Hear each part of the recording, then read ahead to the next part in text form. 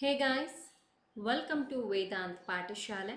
ನಮ್ಮ ವೇದಾಂತ್ ಪಾಠಶಾಲೆ ಯೂಟ್ಯೂಬ್ ಚಾನಲನ್ನು ಫಸ್ಟ್ ಟೈಮ್ ವಿಸಿಟ್ ಮಾಡ್ತಾ ಇದ್ದೀರಾ ಅಂತಿದ್ದಲ್ಲಿ ಸಬ್ಸ್ಕ್ರೈಬ್ ಮಾಡ್ಕೊಳ್ಳಿ. ಸಬ್ಸ್ಕ್ರೈಬ್ ಮಾಡಿಕೊಂಡು ಪಕ್ಕದಲ್ಲಿ ಕಾಣ್ತಾ ಇರುವಂತಹ ಬೆಲ್ ಐಕಾನ್ನ ಕ್ಲಿಕ್ ಮಾಡಿ. ಆಗ ನಮ್ಮ ಚಾನಲ್ನ ಕಡೆಯಿಂದ ಅಪ್ಲೋಡ್ ಮಾಡುವ ಎಲ್ಲ ಸೆಷನ್ಸ್ ನಿಮಗೆ ನೋಟಿಫೈ ಆಗುತ್ತೆ. ನೀವು ಅವುಗಳನ್ನು ಇಮ್ಮಿಡಿಯೇಟಾಗಿ ವಾಚ್ ಮಾಡಬಹುದು. ನಮ್ಮ ವೇದಾಂತ್ ಪಾಠಶಾಲೆ ಕಡೆಯಿಂದ ಯಾರೆಲ್ಲ PSI ಪರೀಕ್ಷೆಗೆ ತಯಾರಿಯನ್ನು ನಡೆಸ್ತಿದ್ದಾರೆ ಅವ್ರಿಗಾಗಿ ಅಂತ ಒಂದು ಪುಸ್ತಕವನ್ನು ಬಿಡುಗಡೆ ಮಾಡಲಾಗಿದೆ. ಪುಸ್ತಕದ ಹೆಸರು ಭಾಷಾಂತರ ಮತ್ತು ಸಾರಾಂಶ ಬರವಣಿಗೆ. ಪುಸ್ತಕವನ್ನು ಖರೀದಿ ಮಾಡಬೇಕು ಅಂತಿದ್ದಲ್ಲಿ ಇಲ್ಲಿ ಕಾಣ್ತಾ ಇರುವಂತಹ ಮೊಬೈಲ್ ಸಂಖ್ಯೆಗೆ ನಿಮ್ಮ ವಿಳಾಸವನ್ನು ವಾಟ್ಸಪ್ ಅಥವಾ ಟೆಲಿಗ್ರಾಮ್ ಮುಖಾಂತರ ಕಳಿಸ್ಕೊಡಿ. ಇಂಡಿಯಾ ಪೋಸ್ಟ್ ಮುಖಾಂತರ ಪುಸ್ತಕವನ್ನು ನಿಮ್ಮ ವಿಳಾಸಕ್ಕೆ ತಲುಪಿಸ್ತೀನಿ. ನಮ್ಮ ಈ ಪುಸ್ತಕ ಈಗ ಅಮೆಝಾನ್, ಫ್ಲಿಪ್ಕಾರ್ಟಲ್ಲೂ ಅವೈಲಬಲ್ ಇದ್ದು ನೀವು ಅಲ್ಲಿಯೂ ಹೋಗಿ ಖರೀದಿಯನ್ನು ಮಾಡಬಹುದಿದೆ. ಇವತ್ತಿನ ನಮ್ಮ PSI ಟ್ರಾನ್ಸ್ಲೇಷನ್ನ ಸೆಷನಲ್ಲಿ ನಿಮ್ಮ ಜೊತೆಯಲ್ಲಿ ಡಿಸ್ಕಸ್ ಮಾಡೋದಕ್ಕೆ ನಾನೊಂದು ಪ್ಯಾರಾಗ್ರಾಫನ್ನು ತೊಗೊಂಡು ಬಂದಿದ್ದೀನಿ. ನೋಡೋಣ ಬನ್ನಿ ಪ್ಯಾರಾಗ್ರಾಫ್ ಹೇಗಿದೆ ಅಂತ. ಅದಕ್ಕೂ ಮುನ್ನ ನಿಮಗೆ ಗೊತ್ತಿರುತ್ತೆ, ನಾನು ನಮ್ಮ ವೇದಾಂತ್ ಪಾಠಶಾಲೆ ಕಡೆಯಿಂದ ಟಾರ್ಗೆಟ್ 402 PSI ಎಕ್ಸಾಮ್ಸ್ಗೆ ಉಪಯೋಗ ಆಗುವಂಥ ಟ್ರಾನ್ಸ್ಲೇಷನ್ ಕ್ಲಾಸಸನ್ನು ಮಾಡಿಕೊಡ್ತಾ ಇದ್ದೀನಿ. ಇಲ್ಲಿವರೆಗೂ ಬಹುಶಃ ಒಂದು 24 ಸೆಷನ್ಸ್ ಕಂಪ್ಲೀಟ್ ಆಗಿದೆ ಹತ್ತತ್ರ. ನೀವೇನಾದರೂ ಇನ್ನೂ ಆ ಪ್ಲೇಲಿಸ್ಟನ್ನು ನೋಡಿಲ್ಲ ಅಂತಿದ್ದಲ್ಲಿ ಇಲ್ಲಿ ಐ ಅಂತ ಮೆಸೇಜ್ ಪಾಪಪ್ ಆಗುತ್ತೆ, ಅಥವಾ ಕೊನೆಯಲ್ಲೂ ಕೂಡ ನಾನು ನಿಮ್ಗೆ ತೋರಿಸ್ತೀನಿ. ನೀವು ಹೋಗಿ ಪ್ಲೇಲಿಸ್ಟಲ್ಲಿ ಚೆಕ್ ಮಾಡಿದ್ರೆ ಟಾಪಲ್ಲಿ ಅದೇ ನಿಮಗೆ ಸಿಗುತ್ತೆ, ನೀವು ನೋಡಬಹುದಿದೆ. ಇವತ್ತಿನ ನಮ್ಮ ಡಿಸ್ಕಷನ್ನ ಪ್ರಶ್ನೆ ಹೀಗಿದೆ, ಏನಿದೆ ಅಂತ ಓದೋಣ. ಓದಿದ ನಂತರ ಇದನ್ನು ಇಂಗ್ಲಿಷ್ ಭಾಷೆಗೆ ಹೇಗೆ ಅನುವಾದ ಮಾಡ್ತೀವಿ ನೋಡಿ ತಿಳ್ಕೊಳ್ಳೋಣ. ವಿಜ್ಞಾನ ಶಿಕ್ಷಣವು ಮುಖ್ಯವಾಗಿದೆ. ಇದು ವೈಜ್ಞಾನಿಕ ವಿಧಾನವನ್ನು ಅಭಿವೃದ್ಧಿಪಡಿಸಲು ಸಹಾಯ ಮಾಡುತ್ತದೆ.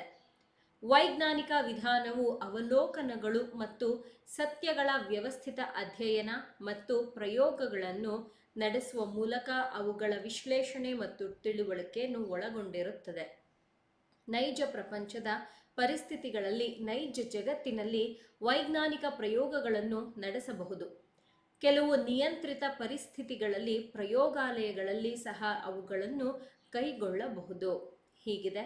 ನೋಡ ಬನ್ನಿ ಇದನ್ನು ಹೇಗೆ ನಾವು ಇಂಗ್ಲಿಷ್ ಭಾಷೆಗೆ ಅನುವಾದ ಮಾಡ್ತೀವಿ ಅಂತ. ವಿಜ್ಞಾನ ಶಿಕ್ಷಣವು ಮುಖ್ಯವಾಗಿದೆ. ವಿಜ್ಞಾನ ಸೈನ್ಸ್, ಶಿಕ್ಷಣ ಎಜುಕೇಷನ್. ಮುಖ್ಯವಾಗಿದೆ ಅಂತ ಕೊಟ್ಟಿದ್ದಾರಲ್ವಾ, ಇದನ್ನು ಈಸ್ ಇಂಪಾರ್ಟೆಂಟ್ ಅಂತ ತಗೊಳ್ಳಿ. ನೆಕ್ಸ್ಟ್ ಏನಿದೆ, ಕಾಮ ಇದೆ, ತಗೊಳ್ಳಿ. ಇದು 8. ವೈಜ್ಞಾನಿಕ ವಿಧಾನವನ್ನು ಅಂದರೆ ಸೈಂಟಿಫಿಕ್ ಅಂತ ಹೇಳ್ತೀವಿ. ವೈಜ್ಞಾನಿಕ, ಸೈಂಟಿಫಿಕ್ ವಿಧಾನ, ಪ್ರೋಸೆಸ್ ಅಂತ ತಗೊಳ್ಬಹುದು, ಅಪ್ರೋಚ್ ಅಂತ ತಗೊಳ್ಬಹುದು. ಓಕೆ, ವಿಧಾನ ಅಪ್ರೋಚ್. ಅಭಿವೃದ್ಧಿಪಡಿಸಲು ಡೆವಲಪ್ ಅಂತ ತಗೊಳ್ಳೋಣ. ಸಹಾಯ ಮಾಡುತ್ತದೆ ಹೆಲ್ಪ್ಸ್ ಅಂತ ತಗೊಳ್ಳೋಣ. ಇಲ್ಲಿಗೆ ನಮ್ಮ ವೊಕ್ಯಾಬ್ಯುಲರಿ ಕಂಪ್ಲೀಟ್ ಆಗಿದೆ. ಏನು ಹೇಳ್ತಾ ಇದ್ದಾರೆ ಅಂತ ಅರ್ಥ ಮಾಡ್ಕೊಳ್ಳೋಣ ಬನ್ನಿ. ಇಲ್ಲಿ ಮೊದಲನೇದಾಗಿ ಹೇಳ್ತಾ ಇರುವಂಥದ್ದು ಸೈನ್ಸ್ ಎಜುಕೇಷನ್ ಮುಖ್ಯವಾಗಿದೆ. Science education is important. ಆಮೇಲೆ ಹೇಳಿರುವಂಥದ್ದು ಇದು ವೈಜ್ಞಾನಿಕ ವಿಧಾನವನ್ನು, ಸೈಂಟಿಫಿಕ್ ಅಪ್ರೋಚನ್ನು ಡೆವಲಪ್ ಮಾಡೋದ್ರಲ್ಲಿ ಸಹಾಯ ಮಾಡುತ್ತಂತೆ. ಹೀಗೆ ಇಲ್ಲಿ ಹೇಳಿದ್ದಾರೆ. ಹೇಗೆ ಬರೀಬಹುದು? 2 ವಿಚಾರಗಳಿದೆ ನೋಡಿ. ಮೊದಲನೇದು ಇದು ಇಲ್ಲಿಂದ ಇಲ್ಲಿಯವರೆಗೆ ಮೊದಲನೇ ವಿಚಾರ, ಇಲ್ಲಿಂದ ಇಲ್ಲಿಯವರೆಗೆ ಎರಡನೇ ವಿಚಾರ, ಅಲ್ಲಿಗೆ ಇದು ಮೊದಲನೇದು, ಇದು ಎರಡನೇದು. ಹೀಗೆ ನಾವು ಯಾವುದೇ ಲೆಂತಿ ಸೆಂಟೆನ್ಸನ್ನು ನೋಡಿದಾಗ ಡಿವೈಡ್ ಮಾಡ್ಕೊಳ್ಬಹುದಿರುತ್ತೆ. ಸೊ ನಾನು ಮೊದಲನೇ ಭಾಗವನ್ನು ಬರಿತಾ ಇದ್ದೀನಿ. ಸೈನ್ಸ್ ಎಜುಕೇಷನ್, ಸೈನ್ಸ್ ಎಜುಕೇಷನ್ ಏನಂತೆ, ಈಸ್ ಇಂಪಾರ್ಟೆಂಟ್ ಅಲ್ವಾ, ಮುಖ್ಯವಾಗಿದೆ. ತಗೊಳ್ಳೋಣ. ವೆರಿ ಸೇರಿಸ್ಕೊಳ್ಬಾರ್ದು, ಬಹಳ ಅಂತ ನಮಗೆ ಕೊಟ್ಟಿಲ್ಲ, ಅದಕ್ಕೋಸ್ಕರ ಹೀಗೆ ಬರಿಬೇಕಿದನ್ನು. ಇದು ಇಟ್ ಅಂತ ತಗೊಳ್ತೀವಿ. ಇದು ಏನು ಮಾಡುತ್ತೆ? ಸಹಾಯ ಮಾಡುತ್ತದೆ ಅಂತ ಕೊಟ್ಟಿದ್ದಾರೆ, ಅಂದರೆ ವರ್ಬ್ ಅಲ್ವಾ ಇದು. ಇಟ್ ಹೆಲ್ಪ್ಸ್ ಅಂತ ತಗೊಳ್ಳೋಣ. ಇಟ್ ಹೆಲ್ಪ್ಸ್ ಯಾವ ರೀತಿಯಲ್ಲಿ, ಯಾಕಾಗಿ ಅಂತ. It helps to develop, it helps to develop. ಏನನ್ನು ಡೆವಲಪ್ ಮಾಡೋದ್ರಲ್ಲಿ? Scientific approach. ಓಕೆ, ಅದು ಡೆವಲಪ್ ಸರಿಯಾಗಿ ಬರ್ತಿರಲ್ಲ, ಇನ್ನೊಮ್ಮೆ ಬರಿತಾ ಇದ್ದೀನಿ. ಡೆವಲಪ್ ಏನನ್ನ? Scientific approach. ಇದನ್ನು ಹೀಗೆ ತಗೊಳ್ಬಹುದು ನೋಡಿ. ಈ ರೀತಿಯಲ್ಲಿ ವಾಕ್ಯವನ್ನು ರಚನೆ ಮಾಡಲಾಗಿದೆ. ಆಗಲೇ ಹೇಳಿದ ಹಾಗೆ ಇಲ್ಲಿ ಇರುವಂಥದ್ದು ನಮಗೆ ಒಟ್ಟು 2 ಭಾಗಗಳು. ಇದು ಮೊದಲನೆಯದ್ದು ಆ್ಯಂಡ್ ಇದು ಎರಡನೆಯದ್ದು. ಇಲ್ಲಿ ಇಟ್ ಅಂತಂದರೆ ಸೈನ್ಸ್ ಎಜುಕೇಷನ್ ಸಬ್ಜೆಕ್ಟ್ ಆಯಿತು. ಹೆಲ್ಪ್ಸ್ ಸಹಾಯ ಮಾಡ್ತಾ ಇರೋದು ವರ್ಬ್ ಆಯಿತು. ಯಾಕಾಗಿ? ಡೆವಲಪ್ ಮಾಡೋದಕ್ಕಾಗಿ. ಏನನ್ನ? ಸೈಂಟಿಫಿಕ್ ಅಪ್ರೋಚನ್ನು, ಇದೇನಾಯಿತು? ಆಬ್ಜೆಕ್ಟ್ ಆಯಿತು. ಸೊ ಇಂಗ್ಲೀಷ್ನಲ್ಲಿ ನಾವು ಒಂದು ವಾಕ್ಯವನ್ನು ರಚನೆ ಮಾಡಬೇಕು ಅಂತಿದ್ದಲ್ಲಿ ನಾವು ಅದಕ್ಕೆ ಬಳಸಬಹುದಾಗಿರುವಂಥ ಫಾರ್ಮುಲಾ ಯಾವುದು? Subject plus verb plus object ಆಗುತ್ತೆ. ಅದನ್ನೇ ಇಲ್ಲಿ ನಾನು ಬಳಸಿದ್ದೀನಿ. ಇದು ಮೊದಲನೇ ವಾಕ್ಯವಾಗಿತ್ತು. ಬನ್ನಿ ಎರಡನೇ ವಾಕ್ಯದ ಕಡೆಗೆ ಹೋಗೋಣ. ಹೀಗಿದೆ, ಓದೋಣ ಬನ್ನಿ. ವೈಜ್ಞಾನಿಕ ವಿಧಾನವು ಈಗಲಷ್ಟೇ ನಾವು ಬರೆದ್ವಿ ಏನಂತ, ಸೈಂಟಿಫಿಕ್ ಅಪ್ರೋಚ್ ಅಂತ. ನಮಗೆ ಮತ್ತೊಮ್ಮೆ ಬರೆಯೋದು ಬೇಡ. ನಾನು ಮೊನ್ನೆ ಕ್ಲಾಸಲ್ಲೂ ನಿಮ್ಗೆ ಹೇಳ್ತಾ ಇದ್ದೆ, no need to write what we know. ನಮಗೆ ಗೊತ್ತಿರುವಂಥ ವಿಚಾರಗಳನ್ನು ಮತ್ತೆ ಮತ್ತೆ ಬರೆಯುವ ಅಗತ್ಯತೆ ನಮಗಿಲ್ಲ. ನಮಗೆ ಗೊತ್ತು, ವಿಚ್ ಮೀನ್ಸ್ ಅದು ನಮ್ಮ ನೆನಪಿನಲ್ಲಿ ಇರುತ್ತೆ, ನಮಗದು ಬೇಕಾಗಿಲ್ಲ. ಹೊಸ ಪದ, ಇವಾಗ ನೋಡಿ, ಸಪೋಸ್ ಈ ಪದ ಇದೆ, ಅವಲೋಕನಗಳನ್ನು ಅಂತ. ಅವಲೋಕನ ಹೀಗಂದ್ರೆ ಏನು ಅಂತ ಗೊತ್ತಿದೆ ಅಂತಂದ್ರೆ ಬಿಟ್ಬಿಡಿ, ಗೊತ್ತಿಲ್ಲ ಅಂದ್ರೆ ಬರ್ಕೊಳ್ಳಿ. ಸತ್ಯಗಳ ವ್ಯವಸ್ಥಿತ ಅಧ್ಯಯನ, ಎಷ್ಟೊಂದು ಪದಗಳಿದೆ, ತುಂಬಾ ಪದಗಳಿದೆ. ಎಲ್ಲ ಪದಗಳನ್ನು ನಾವು ಕಲ್ತ್ಕೊಳ್ಳೋದಕ್ಕೆ ಸಾಧ್ಯ ಇಲ್ಲ, ನೆನಪಿಟ್ಕೊಳ್ಳೋಕೆ ಸಾಧ್ಯ ಇಲ್ಲ. ಅವ್ರು ಯಾವ್ದು ಬೇಕಾದ್ರೂ ಕೊಡಬಹುದು. ಆದ್ರೆ ಗೊತ್ತಿರೋಂಥ ಪದಗಳನ್ನ ಬಾರಿ ಬಾರಿ ಪ್ರಾಕ್ಟೀಸ್ ಮಾಡೋದಕ್ಕಿಂತಲೂ ಗೊತ್ತಿಲ್ಲದೆ ಇರೋದ್ರ ಮೇಲೆ ಕಾನ್ಸಂಟ್ರೇಟ್ ಮಾಡಿದ್ರೆ ಆಗ ನಿಮಗೆ ಬಹಳ ಮುಖ್ಯವಾಗುತ್ತೆ ಆ್ಯಂಡ್ ಅದು ತುಂಬ ಸಹಾಯ ಮಾಡುತ್ತೆ ನಿಮ್ಮ ಪರೀಕ್ಷಾ ದೃಷ್ಟಿಯಿಂದ ನೋಡೋದಾದರೆ. ಹಾಗಾಗಿ ಇವಾಗ ನೋಡಿ, ಈಗಲಷ್ಟೇ ಇಲ್ಲಿ ಬರೆದಿದ್ದೆ ನಾನು ಕೆಲವು ವಿಚಾರಗಳನ್ನು. ಹಾಗಾಗಿ ನಾನು ಅಲ್ಲಿ ಬರೆಯೋದಕ್ಕೆ ಹೋಗಲ್ಲ. ಅಕಸ್ಮಾತ್ ಯಾವುದೇ ರಿಪೀಟ್ ಆದರೂ ನಾನು ಬರೆಯೋದಕ್ಕೆ ಹೋಗಲ್ಲ. ಬಿಕಾಸ್ ಇಲ್ಲಿ ನೋಡಿದ್ವಿ, ನಾವು ಕಲ್ತ್ಕೊಂಡಿದ್ದೀವಿ. ಈಗ ನಾವು ಮುಂದಕ್ಕೆ ಹೋಗಬೇಕು ಅಲ್ವಾ. ಬರೆಯೋಣ. ಅವಲೋಕನಗಳು ಅಂತ ಕೊಟ್ಟಿದ್ದಾರೆ. ಹೀಗಂದ್ರೆ ಅಬ್ಸರ್ವೇಷನ್ಸ್ ಅಂತ ಹೇಳ್ತೀವಿ. ಮತ್ತು ಅಂತ ಕೊಟ್ಟಿದ್ದಾರೆ ನೋಡಿ, ತಗೊಳ್ಳೋಣ. ಆ್ಯಂಡ್ ಸತ್ಯಗಳ, ಫ್ಯಾಕ್ಟ್ಸ್ ಅಂತ ತಗೊಳ್ಬಹುದು, ಟ್ರೂತ್ ಅಂತ ತಗೊಳ್ಬಹುದು. ವ್ಯವಸ್ಥಿತ, ಸಿಸ್ಟಮ್ಯಾಟಿಕ್ ಅಂತ ತಗೊಳ್ಳೋಣ. ಅಧ್ಯಯನ, ಸ್ಟಡಿ ಅಂತ ತಗೊಳ್ಳೋಣ. ಮತ್ತು ಆ್ಯಂಡ್ ಪ್ರಯೋಗಗಳನ್ನು ಅಂತ ಕೊಟ್ಟಿದ್ದಾರೆ. ಪ್ರಯೋಗಗಳು, ಎಕ್ಸ್ಪರಿಮೆಂಟ್ಸ್ ಅಂತ ಹೇಳ್ತೀವಿ ನೋಡಿ, ಈ ರೀತಿಯಲ್ಲಿ ತಗೊಳ್ಬಹುದು. ನಡೆಸುವ ಮೂಲಕ, ನಡೆಸುವ, ಸದ್ಯಕ್ಕೆ ಇಲ್ಲಿ ಹ್ಯಾಪನಿಂಗ್ ಅಂತ ಬರೆದಿರ್ತೀನಿ, ಬಹುಶಃ ಇದು ಬದಲಾಗುತ್ತೆ, ಲೆಟ್ಸ್ ಸಿ. ಮೂಲಕ ಅಂತ ಕೊಟ್ಟಿದ್ದಾರಲ್ವ, ತಗೊಳ್ಳೋಣ. ಥ್ರೂ, ಅವುಗಳ, ದೇರ್ ಅಂತ ತಗೊಳ್ಬಹುದು. ವಿಶ್ಲೇಷಣೆ, ಇದನ್ನೇನಂತ ಬರಿತೀವಿ, ಅನಾಲಿಸಿಸ್ ಅಂತ ಬರಿತೀವಿ. ಮತ್ತು ಆ್ಯಂಡ್ ತಿಳುವಳಿಕೆಯನ್ನು ಅಂತಿದೆ, ಇದನ್ನ ಅಂಡರ್ಸ್ಟ್ಯಾಂಡಿಂಗ್ ಅಂತ ತಗೊಳ್ಬಹುದು, ನೋಯಿಂಗ್ ಅಂತ ತಗೊಳ್ಬಹುದು. Anything is okay. ಒಳಗೊಂಡಿರುತ್ತದೆ, ಇನ್ವಾಲ್ವ್ಸ್ ಅಂತ ತಗೊಳ್ಬಹುದು. ಓಕೆ, ಸೊ ಇಲ್ಲಿಗೆ ನಮ್ಮ ವೊಕ್ಯಾಬ್ಯುಲರಿ ಕಂಪ್ಲೀಟ್ ಆಗಿದೆ. ಏನು ಹೇಳ್ತಾ ಇದ್ದಾರೆ ಅಂತ ಅರ್ಥ ಮಾಡ್ಕೊಳ್ಳೋಣ ಬನ್ನಿ. ಇಲ್ಲಿ ನಾವು ಮಾತಾಡ್ತಾ ಇರುವಂಥದ್ದು ವೈಜ್ಞಾನಿಕ ವಿಧಾನವು ಅವಲೋಕನಗಳು ಅಂತಂದರೆ ಅಬ್ಸರ್ವೇಷನ್ಸ್, ಹಾಗೆ ಸತ್ಯಗಳು, ಇವುಗಳ ಸಿಸ್ಟಮ್ಯಾಟಿಕ್ ಸ್ಟಡಿ, ಇವೆರಡು ಕಾನ್ಸೆಪ್ಟ್ನ ಬಗ್ಗೆ ಮಾತಾಡಿದ್ದಾರೆ. ಹಾಗೆ ಇದು ಏನೆಲ್ಲ ಅಂಡರ್ಸ್ಟ್ಯಾಂಡಿಂಗ್ ಹಾಗೆ ಅದರ ಅನಾಲಿಸಿಸ್ಗಳು ನಡೀತಾ ಇದೆ, ಎಕ್ಸ್ಪರಿಮೆಂಟ್ಸ್ಗಳ ಅಂಡರ್ಸ್ಟ್ಯಾಂಡಿಂಗ್ ಹಾಗೆ ಅನಾಲಿಸಿಸ್ ನಡೀತಾ ಇದೆ, ಅದ್ರ ಬಗ್ಗೆ ಹೇಳಿದ್ದಾರೆ. ನಾವಿಲ್ಲಿ ಬಹುಶಃ ನಮಗೆ ಒಂದು ವಾಕ್ಯ ಲೆಂತಿ ಅಂತ ಅನ್ನಿಸ್ತು ಅಂತಿದ್ದಲ್ಲಿ ಆಗಲೇ ನಾವೇನು ಮಾಡಿದ್ವಿ, ನಮಗಿಲ್ಲೊಂದು ಪಂಕ್ಚುವೇಷನ್ ಕಾಣಿಸ್ತು, ಕಾಮ, ಇದರ ಬೇಸಿಸ್ನಿಂದ ಭಾಗ ಮಾಡ್ಕೊಂಡ್ವಿ. ಇಲ್ಲೇನು ಕಾಣಿಸ್ತಾ ಇದೆ, ನಮಗೊಂದು ಪಂಕ್ಚುವೇಷನ್, ಇದು ಕಾಣಿಸ್ತಾ ಇರುವಂಥದ್ದು ಮತ್ತು, ಇಲ್ಲಿಗೆ ನಾವು ಭಾಗ ಮಾಡ್ಕೊಳ್ತೀವಿ. ಹೀಗೆ ನೋಡಿ, ಇಲ್ಲಿಂದ ವೈಜ್ಞಾನಿಕ ವಿಧಾನ ಅದು ಎಲ್ಲದಕ್ಕೂ ಒಂದೇ ಬರುತ್ತೆ. ಇಲ್ಲಿಂದ ಇಲ್ಲಿವರೆಗೆ, ಬಿಕಾಸ್ ಅದು ಸಬ್ಜೆಕ್ಟ್ ಆಗಿದೆ ಅದಕ್ಕೋಸ್ಕರ, ಇಲ್ಲಿಂದ ಇಲ್ಲಿವರೆಗೂ ಒಂದು ಭಾಗ. ಎಕ್ಸ್ಪರಿಮೆಂಟ್ಸ್, ಪ್ರಯೋಗಗಳ ಬಗ್ಗೆ ಮಾತಾಡ್ತಾ ಇದ್ದಾರೆ ಆ್ಯಂಡ್ ಇದನ್ನು ಅದು ಒಳಗೊಂಡಿರುತ್ತಂತೆ. ಸೊ ನಮಗೆ ವರ್ಬ್ ಕಾಣ್ತಿದೆ ಅಲ್ವಾ, ಅದರ ಹಿಂದಕ್ಕೆ ನಾವು ಈ ರೀತಿ ಮಾರ್ಕ್ ಮಾಡ್ಕೊಳ್ತೀವಿ. ಬರುವಂಥ ವರ್ಬ್, ಇದನ್ನು ಕ್ರಿಯಾಪದ ವರ್ಬ್ ಅಂತ ತಗೊಂಡಿದ್ದೀವಿ. ವೈಜ್ಞಾನಿಕ ವಿಧಾನ ಅನ್ನುವಂಥದ್ದು ಸಬ್ಜೆಕ್ಟ್ ಆಗುತ್ತೆ. ಇದು ಮೊದಲನೇದು ಹಾಗೆ ಎರಡನೇದು ಅಂತ ಏನು ಬರೆದಿದ್ದು ಆಬ್ಜೆಕ್ಟ್ ಆಗುತ್ತೆ. ಸೊ ಫಸ್ಟ್ ನಾವೇನು ಮಾಡಬೇಕೀಗ, ನಾವು ಸಬ್ಜೆಕ್ಟ್ನ ಬರಿಬೇಕು. ಸಬ್ಜೆಕ್ಟ್ ಏನಿದೆ, ಸೈಂಟಿಫಿಕ್ ಅಪ್ರೋಚ್ ಅಂತ ಇದೆ. ಸೈಂಟಿಫಿಕ್ ಅಪ್ರೋಚ್ ಏನು ಮಾಡ್ತಿದೆ, ಇಟ್ಸ್ ಇನ್ವಾಲ್ವ್ಸ್ ಅಂತ ಹೇಳಿದ್ದಾರೆ. ಇಟ್ ಇನ್ವಾಲ್ವ್ಸ್, ಏನನ್ನ ಬರಿತಾ ಇದ್ದೀನಿ, scientific approach, it involves, it ಅಂದರೆ ಸೈಂಟಿಫಿಕ್ ಅಪ್ರೋಚ್ ಅಷ್ಟೇನೇನಿಲ್ಲ. ಸೈಂಟಿಫಿಕ್ ಅಪ್ರೋಚ್ ಇನ್ವಾಲ್ವ್ಸ್, ಮೊದಲನೇ ಭಾಗ ಏನನ್ನ ಇನ್ವಾಲ್ವ್ ಮಾಡ್ಕೊಳ್ಳುತ್ತೆ, ಅಬ್ಸರ್ವೇಷನ್ ಆ್ಯಂಡ್ ಫ್ಯಾಕ್ಟ್ಸ್, ಯಾವುದ್ರದ್ದು, ಸಿಸ್ಟಮ್ಯಾಟಿಕ್ ಸ್ಟಡಿ. ಬರೆಯೋಣ. ಇನ್ವಾಲ್ವ್ಸ್ ದಿ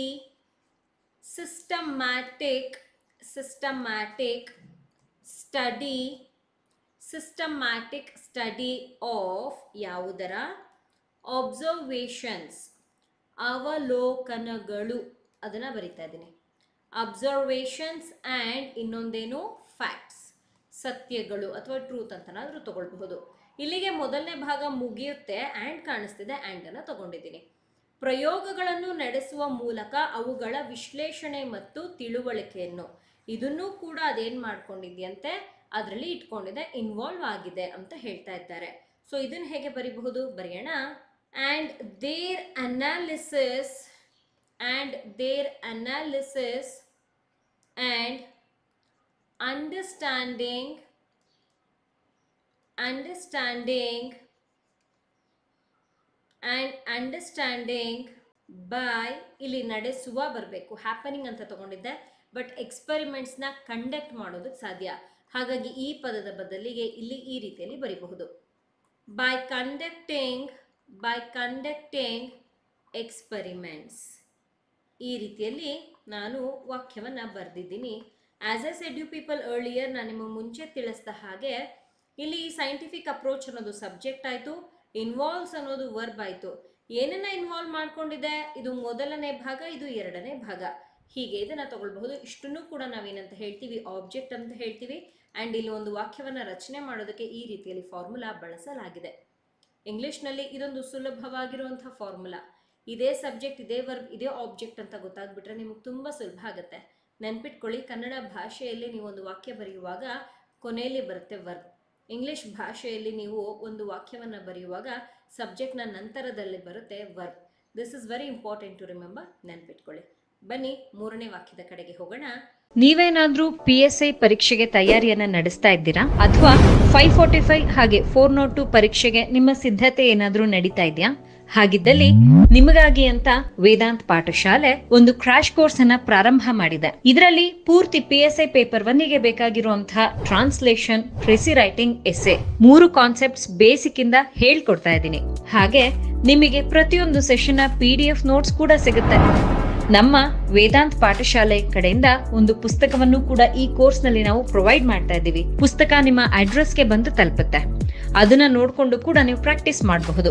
ಕನ್ನಡ ಹಾಗೆ ಇಂಗ್ಲಿಷ್ ಎರಡೂ ಭಾಷೆಯಲ್ಲಿದ್ದು ಟಾಪ್ ಕರೆಂಟ್ ಅಫೇರ್ಸ್ ಹಾಗೆ ಜನರಲ್ ಟಾಪಿಕ್ ಎರಡೂ ಕೂಡ ನಿಮ್ಗೆ ಇದರಲ್ಲಿ ಸಿಗುತ್ತೆ. ಹೆಚ್ಚಿನ ಮಾಹಿತಿಗೆ ಈ ನಂಬರ್ ಅನ್ನ ಈ ಕೂಡಲೇ ಕಾಂಟ್ಯಾಕ್ಟ್ ಮಾಡಿ. ಸೆಷನ್ನ ಮೂರನೇ ವಾಕ್ಯ ಹೀಗಿದೆ, ನೈಜ ಪ್ರಪಂಚದ ಪರಿಸ್ಥಿತಿಗಳಲ್ಲಿ ಅಂತ ಕೊಟ್ಟಿದ್ದಾರಲ್ವಾ, ಇದನ್ನ ತಗೊಳ್ಳೋಣ. ರಿಯಲ್ ವರ್ಲ್ಡ್ ಪರಿಸ್ಥಿತಿಗಳಲ್ಲಿ, conditions, situations, anything is okay. ನೈಜ ಇಲ್ಲಿ ಆಲ್ರೆಡಿ ಬರೆಯಲಾಗಿದೆ. ಪ್ರಪಂಚ, ಜಗತ್ತು ಎಲ್ಲ ಒಂದೇ, ಇಟ್ ಈಸ್ ಆಲ್ಸೋ ರಿಟರ್ನ್. ವೈಜ್ಞಾನಿಕ ಪ್ರಯೋಗಗಳು, ವೈಜ್ಞಾನಿಕ ವಿನೋ, ಸೈಂಟಿಫಿಕ್ ಈಗಷ್ಟೇ ಹಿಂದೆ ಬರೆದಿದ್ವಿ. ಪ್ರಯೋಗಗಳು ಅಂತ ಕೊಟ್ಟಿದ್ದಾರೆ. ಪ್ರಯೋಗಗಳು ಇದನ್ನು ಬರೆದಿದ್ವಿ, ಇನ್ನೊಮ್ಮೆ ಬರೆದ್ಬಿಡ್ತೀನಿ. ಇದೊಂದು ಎಕ್ಸ್ಪೆರಿಮೆಂಟ್ಸ್. ಓಕೆ, ನಡೆಸಬಹುದು, ಕ್ಯಾನ್ ಬಿ ಡನ್, ನಡೆಸಬಹುದು ಈ ರೀತಿಯಲ್ಲಿ ತಗೊಳ್ತೀವಿ. ಇಲ್ಲಿಗೆ ನಮ್ಮ ವೊಕ್ಯಾಬ್ಯುಲರಿ ಮುಗಿಯುತ್ತೆ. ಸಬ್ಜೆಕ್ಟ್ ಏನು ನೋಡಿ, ಓದೋಣ ಪೂರ್ತಿಯಾಗಿ. ನಮಗೊಂದು ಸಬ್ಜೆಕ್ಟ್ ಸಿಗುತ್ತಿಲ್ಲ. ನೈಜ ಪ್ರಪಂಚದ ಪರಿಸ್ಥಿತಿಗಳಲ್ಲಿ, ನೈಜ ಜಗತ್ತಿನಲ್ಲಿ ವೈಜ್ಞಾನಿಕ ಪ್ರಯೋಗಗಳನ್ನು ನಡೆಸಬಹುದು. ವೈಜ್ಞಾನಿಕ ಪ್ರಯೋಗಗಳು ಇಲ್ಲಿ ಸಬ್ಜೆಕ್ಟ್ ಆಗುತ್ತೆ, ಯಾಕೆಂದರೆ ಅದನ್ನೇ ನಾವು ನಡೆಸೋದಕ್ಕೆ ಸಾಧ್ಯ. ಎಲ್ಲಿ ನಡೆಸಬಹುದು, ಯಾವುದರ ಅಡಿಯಲ್ಲಿ ನಡೆಸಬಹುದು, ಅದು ಕಾನ್ಸೆಪ್ಟ್ ಇಲ್ಲಿದೆ. ಹೇಗೆ ಬರೆಯೋದು? As I said you people earlier, ಇಲ್ಲಿ ನಾವು ಒಂದು ಫಾರ್ಮುಲಾ ಬಳಸ್ತೀವಿ. ಅಂಡ್ ದ ಫಾರ್ಮುಲಾ ಈ subject plus verb plus object. ಹೇಗೆ ಬರೆಯೋದು ನೋಡಿ, ವೈಜ್ಞಾನಿಕ, ಸೈಂಟಿಫಿಕ್, ಸೈಂಟಿಫಿಕ್ ಎಕ್ಸ್ಪೆರಿಮೆಂಟ್ಸ್ ಸಬ್ಜೆಕ್ಟ್ ಆಯಿತು. Can be done, scientific experiments can be done. ಹೇಗೆ ಅದನ್ನು ನಡೆಸಬಹುದು, ಎಲ್ಲಿ ನಡೆಸಬಹುದು ಅಂತ ಹೇಳಿದ್ದಾರೆ. ಬರೆಯೋಣ. Can be done in real world, in real world conditions. ಪ್ರಪಂಚದಲ್ಲಿ ಇರುವಂತಹ ಕಂಡೀಷನ್ಸ್ ಅಥವಾ ಈ ಸಂದರ್ಭಗಳು, ಪರಿಸ್ಥಿತಿಗಳ ಆಧಾರದ ಮೇಲೆ ರಿಯಲ್ ಎಕ್ಸ್ಪೆರಿಮೆಂಟ್ಸನ್ನು ನಡೆಸಬಹುದಂತೆ. ಅದನ್ನು ಇಲ್ಲಿ ಹೇಳಿರುವಂಥದ್ದು. ನಾನು ಅದನ್ನೇ ಆ್ಯಸ್ ಇಟ್ ಈಸ್ ತೊಗೊಂಡಿದ್ದೀನಿ ಅಷ್ಟೇ. ನೀವು ಗಮನಿಸಬಹುದು, ನಮ್ಮ ಸಬ್ಜೆಕ್ಟ್ ಏನಾಗಿತ್ತು, ಸೈಂಟಿಫಿಕ್ ಎಕ್ಸ್ಪೆರಿಮೆಂಟ್ಸ್ ತಗೊಳ್ಳಲಾಗಿದೆ. ಕ್ಯಾನ್ ಬಿ ಡನ್ ವರ್ಬ್ ತಗೊಳ್ಳಲಾಗಿದೆ. ಎಲ್ಲಿ ಮಾಡಬಹುದು, ಯಾವುದರಲ್ಲಿ ಮಾಡಬಹುದು ಅಂತ ವಿಚಾರ ಹೇಳಿದ್ರು, ಅದನ್ನು ಆ್ಯಸ್ ಇಟ್ ಈಸ್ ತಗೊಂಡಿದ್ದೀನಿ. ಇದು ನಮ್ಮ ಸೆಷನ್ನ ಮೂರನೇ ವಾಕ್ಯವಾಗಿತ್ತು. ಬನ್ನಿ 4ನೇ ವಾಕ್ಯದ ಕಡೆಗೆ ಹೋಗೋಣ. ಈ ರೀತಿಯಲ್ಲಿ ಇದೆ. ಕೆಲವು ಅಂತ ಕೊಟ್ಟಿದ್ದಾರೆ, ಫ್ಯೂ ಅಂತ ತಗೊಳ್ಳಿ. ನಿಯಂತ್ರಿತ ಪರಿಸ್ಥಿತಿಗಳು, ನಿಯಂತ್ರಿತ ಈಸ್ ನಥಿಂಗ್ ಬಟ್ ಕಂಟ್ರೋಲ್ಡ್ ಅಂತ ಹೇಳ್ತೀವಿ. ಪರಿಸ್ಥಿತಿಗಳು ಕಂಡೀಷನ್ಸ್ ಅಂತ ಹೇಳಬಹುದು, ಸಿಚುವೇಶನ್ಸ್ ಅಂತ ಹೇಳಬಹುದು, ಎನಿಥಿಂಗ್. ಪ್ರಯೋಗಾಲಯಗಳಲ್ಲಿ ಅಂದರೆ ಲ್ಯಾಬೋರೇಟರೀಸ್ ಅಂತ ಹೇಳ್ತೀವಿ. ಬರೆಯೋಣ. ಲ್ಯಾಬೋರೇಟರೀಸ್ ಸಹ ಆಲ್ಸೋ ಅವುಗಳನ್ನು ಕೈಗೊಳ್ಳಬಹುದು. ನೋಡಿ, ಅವುಗಳನ್ನು ಅಂತ ಇಲ್ಲಿ ಕೊಟ್ಟಿದ್ದಾರೆ, ಇದು ನಮಗೆ ವಾಕ್ಯದ ಡೈರೆಕ್ಟ್ ಆಗಿ ಬರುತ್ತೆ, ತೋರಿಸ್ತೀನಿ. ಕೈಗೊಳ್ಳಬಹುದು, can be taken, can be taken, ಈ ರೀತಿಯಲ್ಲಿ ಇದೆ. ಹಾಗಾದ್ರೆ ಹೇಗೆ ಬರೆಯೋದು ನೋಡಿ, ಕೆಲವು ನಿಯಂತ್ರಿತ ಪರಿಸ್ಥಿತಿಗಳಲ್ಲಿ ಲ್ಯಾಬೋರೇಟರೀಸ್ ಅಂದರೆ ಪ್ರಯೋಗಾಲಯಗಳಲ್ಲೂ ಸಹ ಯಾವುಗಳನ್ನು ಹಿಂದಿನ ವಾಕ್ಯದಲ್ಲಿ ನೋಡಿದಂಥ ವಿಚಾರ ಸೈಂಟಿಫಿಕ್ ಎಕ್ಸ್ಪರಿಮೆಂಟ್ಸ್ ಏನಿದೆ ಅದು ರಿಯಲ್ ವರ್ಲ್ಡ್ನಲ್ಲಿ ಕೂಡ ಮಾಡಬಹುದು ಅಂತ ನೋಡಿದ್ವಿ. ಅದೇ ವಿಚಾರವನ್ನು ಲ್ಯಾಬೋರೇಟರೀಸ್ನಲ್ಲಿ ಮಾಡಬಹುದು ಅಂತ ಇಲ್ಲಿ ಹೇಳಿದ್ದಾರೆ. ಹೇಗೆ ಬರೆಯೋದು, ಇದರ ಸಬ್ಜೆಕ್ಟ್ ಏನು, ಬನ್ನಿ ನೋಡಿ ತಿಳ್ಕೊಳ್ಳೋಣ. ನಾನು ಆಗಲೇ ಹೇಳಿದೆ ನಿಮಗೆ ಅವುಗಳನ್ನು ಅನ್ನುವಂಥದ್ದನ್ನು ವಾಕ್ಯದಲ್ಲಿ ತೋರಿಸ್ತೀನಿ ಅಂತ. ನಾವು ಈ ಒಂದು ವಾಕ್ಯವನ್ನು ಓದಿದಾಗ ಇಲ್ಲೆಲ್ಲೂ ನಮಗೆ ಕಾನ್ಸೆಪ್ಟ್ ಕ್ಲಾರಿಟಿ ಸಿಗೋದಿಲ್ಲ. ಈ ಕಾನ್ಸೆಪ್ಟ್ ಕ್ಲಾರಿಟಿ ನಮ್ಗೆ ಎಲ್ಲಿ ಸಿಗುತ್ತೆ, ಮೂರನೇ ವಾಕ್ಯದಲ್ಲಿ ಸಿಗುತ್ತೆ. ಅಂದರೆ ಮೂರನೇ ವಾಕ್ಯದಿಂದ ಮುಂದುವರೆದಿರುವಂಥ ವಿಚಾರ ಇದಾಗಿದ್ದು ನಾಲ್ಕನೇ ವಾಕ್ಯದಲ್ಲಿ ಬಂದಿದೆ. ಸೊ ಅವುಗಳನ್ನು ಈಸ್ ಅವರ್ ಸಬ್ಜೆಕ್ಟ್. ಯಾಕೆ ಅಂತಂದರೆ ಹಿಂದಿನ ವಾಕ್ಯದಿಂದ ಬಂದಿರುವಂಥ ವಿಚಾರ ಅವುಗಳನ್ನು ಕೈಗೊಳ್ಳಬಹುದು. ಅವುಗಳು ಅಂತಂದ್ರೇನು, ಸೋಷಿಯಲ್ ಎಕ್ಸ್ಪೆರಿಮೆಂಟ್ಸನ್ನು ಕೈಗೊಳ್ಳಬಹುದು. ಹೇಗೆ, ಕೆಲವು ಕಂಟ್ರೋಲ್ಡ್ ಕಂಡೀಷನ್ಸನ್ನು ಅಪ್ಲೈ ಮಾಡೋ ಮುಖಾಂತರ ಲ್ಯಾಬೋರೇಟರೀಸ್ನಲ್ಲೂ ಕೂಡ ಇದನ್ನು ನಾವು ಕೈಗೊಳ್ಳಬಹುದು. ಇದನ್ನು ಅವರಿಗೆ ಹೇಳಿರುವಂಥದ್ದು. ಹೇಗೆ ಬರಿತೀವಿ ಹಾಗಾದರೆ, ಅವುಗಳನ್ನು ಹೇಗೆ ಬರುತ್ತೆ, ದೇ ಅಂತ ಬರುತ್ತೆ. ವಾಕ್ಯದಲ್ಲಿ ಬರೆದು ತೋರಿಸ್ತೀನಿ ಅಂದರೆ ಇಲ್ಲೇ ತೋರಿಸಿದ್ದೀನಿ ನೋಡಿ. They can be taken, they can be, ಇದಕ್ಕಿಂತಲೂ ಇದನ್ನು ಈ ರೀತಿ ಬರಿಬಹುದು, ಬಿಕಾಸ್ ನಮಗೆ ಸಹ ಅವರು ಕೊಟ್ಟಿರುವ ಕಾರಣ. They can also be taken, ಯಾಕೆಂದರೆ ನಮಗಿಲ್ಲೊಂದು ಪದ ಕಾಣಿಸ್ತಾ ಇದೆ ಸಹ, ಅದಕ್ಕೋಸ್ಕರ ಅದನ್ನು ಹೀಗೆ ತಗೊಳ್ಬೇಕು. They can also be taken, ಎಲ್ಲಂತೆ ತಗೊಳ್ಳೋದಕ್ಕೆ ಸಾಧ್ಯ ಇರುವಂಥದ್ದು, ಇನ್ ದಿ ಲ್ಯಾಬೋರೇಟರೀಸ್. ದೇ ಕ್ಯಾನ್ ಆಲ್ಸೋ ಬಿ ಟೇಕನ್ ಇನ್ ದಿ ಲ್ಯಾಬೋರೇಟರೀಸ್, ಲ್ಯಾಬೋರೇಟರೀಸ್. ಓಕೆ, ಹೇಗೆ, ವಿತ್ ಸರ್ಟೇನ್, ಕೆಲವು, ಇಲ್ಲಿ ಫ್ಯೂ. ಓಕೆ, ವಾಕ್ಯ ನೋಡ್ಕೊಳ್ಬೇಕು ಹೇಗಿದೆ ಪದಗಳು ಮುಂದೆ ಅಂತ. ಹಾಗಾಗಿ ಫ್ಯೂಗಿಂತಲೂ certain is very suitable word here. With certain controlled conditions, with certain controlled conditions, ಈ ರೀತಿಯಲ್ಲಿ ನಮಗೆ ವಾಕ್ಯವನ್ನು ಬರಿಬಹುದಾಗಿದೆ. ಇಲ್ಲಿದ್ದಂತಹ ಪದಗಳನ್ನು ತಗೊಂಡು ಹೀಗೆ ನಾನು ವಾಕ್ಯವನ್ನು ಬರೆದಿದ್ದೀನಿ. ದೇ ಅಂತಂದರೆ ಹಿಂದಿನ ವಾಕ್ಯದಲ್ಲಿ ಮಾತಾಡಿದಂಥ ಸೈಂಟಿಫಿಕ್ ಎಕ್ಸ್ಪರಿಮೆಂಟ್ಸ್, ಇಲ್ಲಿದೆ ನೋಡಿ, ಸೈಂಟಿಫಿಕ್ ಎಕ್ಸ್ಪರಿಮೆಂಟ್ಸ್, ಇದನ್ನು ರಿಯಲ್ ವರ್ಲ್ಡ್ನಲ್ಲಿ ನಡೆಸಬಹುದು ಅನ್ನುವಂಥ ವಿಚಾರವನ್ನು ಅಲ್ಲಿ ನೋಡಿದ್ದು, ಅದನ್ನೇ ಇಲ್ಲಿ ಅವರು ತಗೊಂಡಿರುವಂಥದ್ದು. ಇದನ್ನು ನಾವು ಸಬ್ಜೆಕ್ಟ್ ಅಂತ ಹೇಳ್ತೀವಿ. ಇದನ್ನು ಸಹ ನಡೆಸಬಹುದಂತೆ, ಕೈಗೊಳ್ಳಬಹುದಂತೆ. ಇದು ಏನಾಯಿತು, ವರ್ಬ್ ಆಯಿತು. ಎಲ್ಲಿ ಕೈಗೊಳ್ಳಬಹುದು, ಯಾವುದರ ಬೇಸಿಸ್ನ ಮೇಲೆ ಕೈಗೊಳ್ಳಬಹುದು ಅನ್ನೋಂಥ ಕಾನ್ಸೆಪ್ಟ್ ಏನಾಯಿತು, ಆಬ್ಜೆಕ್ಟ್ ಆಯಿತು. So whenever you are trying to frame a sentence in English, you just go with this particular formula. This formula will helps you a lot. ಯಾಕೆ ಅಂತಂದರೆ ಹೆಚ್ಚಾಗಿ ನೀವು ತಲೆ ಕೆಡಿಸ್ಕೊಳ್ಳೋಷ್ಟಿಲ್ಲ. ಮೊದಲನೇದಾಗಿ ಸಬ್ಜೆಕ್ಟನ್ನು ಬರಿತೀರಾ, ಕ್ವಶನಲ್ಲಿ ಕೊಟ್ಟಿರೋಂಥ ವಿಚಾರ ಇದೇ ಸಬ್ಜೆಕ್ಟ್ ಅಂತ ನಿಮ್ಗೆ ಐಡೆಂಟಿಫೈ ಮಾಡೋಕೆ ಬಂದರೆ ಈ ಸುಲಭ ನಿಮ್ಗೆ ಈ ಒಂದು ಫಾರ್ಮುಲಾ ಇದೆ, ಇದು ನಿಮ್ಗೆ ತುಂಬ ಸಹಾಯ ಮಾಡುತ್ತೆ. ಈ ವರ್ಬ್ ಇದಾಯಿತು. ಆಮೇಲೆ ಆಬ್ಜೆಕ್ಟ್ ರೈಟಿಂಗ್, ಎಲ್ಲಿ, ಯಾರು, ಹೇಗೆ, ಯಾವ ರೀತಿಯಲ್ಲಿ, ಯಾಕಾಗಿ ಅನ್ನೋಂಥ ಪ್ರಶ್ನೆಗಳಿಗೆ ನಮ್ಗೆ ಉತ್ತರ ಸಿಗುವಂಥದ್ದೇ ಆಬ್ಜೆಕ್ಟ್ ಆಗಿರುತ್ತೆ. ಹೀಗೆ ಇಲ್ಲಿ ನಾನು ನಿಮಗೆ ವಿಚಾರಗಳನ್ನು ಇವತ್ತಿನ ಸೆಷನಲ್ಲಿ ಹೇಳಿಕೊಟ್ಟೆ. ಕೇಳ್ತಿರ್ತೀರ ಅಲ್ವಾ, ಸ್ವಲ್ಪ ಡಿಫಿಕಲ್ಟ್ ಆಗಿರೋ ವರ್ಡ್ಸನ್ನು ತೊಗೊಂಡು ಬನ್ನಿ, ಸ್ವಲ್ಪ ಲೆಂತಿ ಸೆಂಟೆನ್ಸನ್ನು ತೊಗೊಂಡು ಬನ್ನಿ ಅಂತ. ಅಂಥದ್ದೇ ಒಂದು ಪ್ಯಾರಾಗ್ರಾಫನ್ನು ಇವತ್ತು ತೊಗೊಂಡು ಬಂದು ನಿಮ್ಮ ಜೊತೆಯಲ್ಲಿ ನಾನು ಡಿಸ್ಕಸ್ ಮಾಡಿದ್ದೀನಿ. As you can see, it was neither moderate neither difficult, ಅಂದರೆ ಈಸಿ ಅಂತೂ ಇರಲಿಲ್ಲ. ವೈ, ಬಿಕಾಸ್ ಅದರಲ್ಲಿ ಕೆಲವು ಪದಗಳು ಡಿಫ್ರೆಂಟ್ ಆಗಿದ್ವು. ಬಹುಶಃ ನೀವು ಕೇಳಿರಲಿಲ್ಲ ಅನಿಸುತ್ತೆ, ಅಥವಾ ನಿಮ್ಗೆ ಗೊತ್ತಿರಲೂಬಹುದು ಪದಗಳು. So it was little bit difficult level ಅಂತಲೂ ಹೇಳಬಹುದು. ಈ ರೀತಿಯ ಪ್ಯಾರಾಗ್ರಾಫ್ಸನ್ನು ನೀವು ಎಕ್ಸ್ಪೆಕ್ಟ್ ಮಾಡ್ತಾ ಇದ್ದೀರಾ ನಮ್ಮ ವೇದಾಂತ ಪಾಠಶಾಲೆ ಕಡೆಯಿಂದ. ನಾನು ಕೂಡ ಹಾಗಾಗಿನೇ ನಿಮಗೆ ಈ ರೀತಿಯ ಪ್ಯಾರಾಗ್ರಾಫ್ಸ್ನ ತೊಗೊಂಡು ಬಂದು ನಿಮ್ಮ ಜೊತೆಯಲ್ಲಿ translation, English to Kannada, Kannada to English ಇವೆರಡನ್ನೂ ಕೂಡ ಮಾಡಿಕೊಡ್ತಾ ಇದ್ದೀನಿ. ಕ್ಲಾಸಸ್ ಹೇಗೆ ಅನ್ನಿಸ್ತಾ ಇದೆ ಕಾಮೆಂಟ್ ಸೆಕ್ಷನಲ್ಲಿ ತಿಳಿಸೋದನ್ನು ಮರಿಬೇಡಿ. ಇವತ್ತಿನ ಕ್ಲಾಸ್ ನಿಮಗೆ ಇಷ್ಟ ಆದಲ್ಲಿ ತಪ್ಪದೆ ಲೈಕ್ ಮಾಡಿ, ನಮ್ಮ ಚಾನಲ್ಗೆ ಹೊಸಬ್ರಿದ್ದೀರಾ ಅಂತಿದ್ದಲ್ಲಿ ಸಬ್ಸ್ಕ್ರೈಬ್ ಮಾಡ್ಕೊಳ್ಳಿ. ಸೊ ದಟ್ ನೀವು ನಮ್ಮ ಟ್ರಾನ್ಸ್ಲೇಷನ್ ಕ್ಲಾಸಸನ್ನು ನಿಮ್ಮ ಬಿಡುವಿನ ಸಮಯಗಳಲ್ಲಿ ವಾಚ್ ಮಾಡಬಹುದಿರುತ್ತೆ. ಹಾಗೆ ನಮ್ಮ ವೇದಾಂತ ಪಾಠಶಾಲೆ ಕಡೆಯಿಂದ ನಿಮಗಾಗಿ ನಾನು 402 PSI ಕ್ರಾಶ್ ಕೋರ್ಸನ್ನು ನಡೆಸ್ತಾ ಇದ್ದೀನಿ. ನೀವು ಕೂಡ ಈ ಒಂದು ತರಗತಿಗೆ ಸೇರಿಕೊಳ್ಬೇಕು ಅಂತಿದ್ದಲ್ಲಿ, ಹಾಗೆ ಈ ಒಂದು ಬ್ಯಾಚ್ನಲ್ಲಿ ನಾನು ನಿಮಗೆ live classes plus recorded classes ಎರಡನ್ನೂ ಕೂಡ ಪ್ರೊವೈಡ್ ಮಾಡ್ತಾ ಇದ್ದೀನಿ. ನಮ್ಮ ಪುಸ್ತಕವನ್ನೇನಾದರೂ ಖರೀದಿ ಮಾಡಬೇಕು ಅಂತಿದ್ದಲ್ಲಿ ಈ ನಂಬರ್ನ ಈ ಕೂಡಲೇ ನೀವು ಕಾಂಟ್ಯಾಕ್ಟ್ ಮಾಡಬಹುದು. ಸೊ ದಟ್ ನಿಮ್ಗೇನಾದರೂ ಡೌಟ್ಸ್ ಇದ್ದರೆ ನಿಮಗದು ಕ್ಲಿಯರ್ ಆಗುತ್ತೆ. ನೀವು ಬ್ಯಾಚಿಗೆ ಜಾಯಿನ್ ಆಗಬಹುದು ಅಥವಾ ನಮ್ಮ ಪುಸ್ತಕವನ್ನು ಖರೀದಿ ಮಾಡಬಹುದಿರುತ್ತೆ. ನಾಳೆ ಮತ್ತೊಂದು ಟ್ರಾನ್ಸ್ಲೇಷನ್ನ ಪ್ರಶ್ನೆಯೊಂದಿಗೆ ನಿಮ್ಮನ್ನು ಭೇಟಿ ಮಾಡ್ತೀನಿ. ಚೆನ್ನಾಗಿ ಓದ್ಕೊಳ್ಳಿ. Thank you people. Happy learning.